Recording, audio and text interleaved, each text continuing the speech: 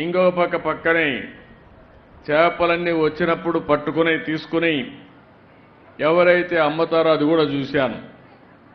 వాళ్ళకు కూడా చాలనటువంటి ఈ యొక్క ఐస్ బాక్సులు ఉండడం, దానివల్ల కూడా ఇబ్బందులు ఇక్కడ చేసిన తర్వాత ఎక్కడ మార్కెట్లో రేటు బాగుంటే అక్కడ అమ్మే పరిస్థితికి వస్తున్నారు.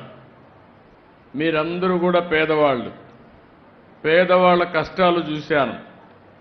మీరు మామూలుగా అయితే బోటు మీరు తీసుకుని ప్రాణానికి కూడా భయపడకుండా రాత్రి 1 గంటకు బయలుదేరి సముద్రంలోకి వెళ్తున్నారు. ఓసారి సముద్రంలో అల్లకల్లోలాలు వచ్చినప్పుడు కానీ, బాగా అలలు పెరిగినప్పుడు కానీ, ఒకప్పుడైతే అలర్ట్ సిస్టమ్ కూడా ఉండేది కాదు. ఇప్పుడు కూడా చాలామంది ప్రాణాలు పోగొట్టుకునే పరిస్థితికి వస్తున్నారు. అయితే ఇక్కడ జరిగేది, కొంతమంది బోట్లన్నీ వాళ్లే కొని, మీ దగ్గర పెట్టుబడి లేదు కాబట్టి మీరు పట్టుకొచ్చిన చేపలు వాళ్లే తీసుకుని ఆ చేపల్లో సగం డబ్బులే మీకు ఇచ్చి వాళ్ళు మాత్రం బలిచిపోతున్నారు కానీ, బాగుపడుతున్నారు కానీ మీరు మాత్రం నష్టపోతున్నారు. అది కూడా చూశాను. అక్కడి నుంచి పక్కనే వల, రాత్రంతా వెళ్తారు. 1 గంటకో 2 గంటలకో మళ్ళా వస్తారు. అయిన తర్వాత ఆ వలంతా కూడా పోతే దాన్నంతా మళ్ళా కట్టుకోవాలి. అది కూడా చూశాను.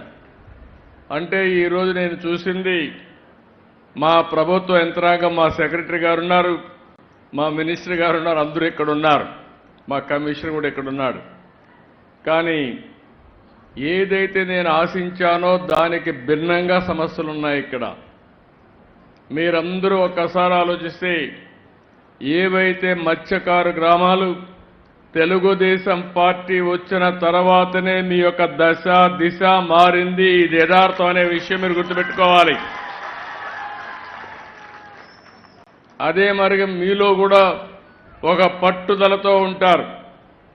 ఎన్నికలప్పుడైతే ఈ మత్స్యకారుల గ్రామాలుగా కట్టడి చేసి ఒకే మాట మీద ఉంటారు. ఆ విధంగా మాట మీదుండి ఎప్పుడు ఓట్లేశారు మీరు. ఎప్పుడు కూడా తెలుగుదేశం పార్టీకి, ప్రస్తుత ఎన్డీఏ పార్టీకి వెనుకబడిన వర్గాలే వెన్నెముక. మొన్న కూడా అందరూ ఓట్లేశారు కానీ అందరిలో ఎక్కువ ఓట్లేసింది ఈ వెనుకబడిన వర్గాలు, అందులో మత్స్యకారులని చెప్పి కూడా నేను మీకు తెలియజేస్తున్నా.